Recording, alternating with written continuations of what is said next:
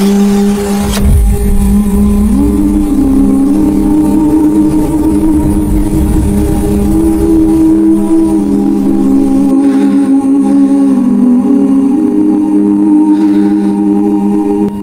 ভয়ে জ্বর চলে আসে। তার পরিবারের সবাই দেখাশোনা করছে। পরিবার কিছুই বুঝতে পারে না। তার দুই বন্ধু এসে তার সাথে গল্প করছে। তারা শ্মশানে চুড়ি দুটো ফেরত দিতে সম্মতি হয়।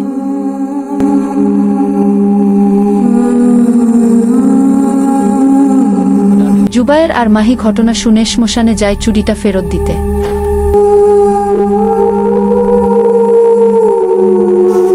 ভূতাত্মা আগুলা কিছু হই নাকি? চলো শ্মশানায় চুড়িটা রেখে আসি।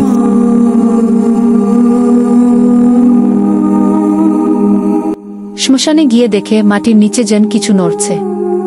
তারপর ধীরে ধীরে উঠে আসে একটা পুড়ে যাওয়া নারী দেহের ছায়া।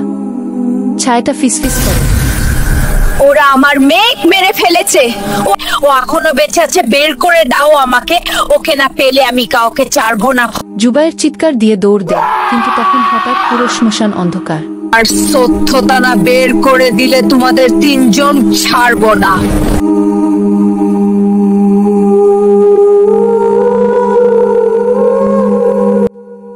পরদিন গ্রামে একজন অচেনা পাগল মহিলা আসে, বলে, আমার মেয়ে এখানেই আছে।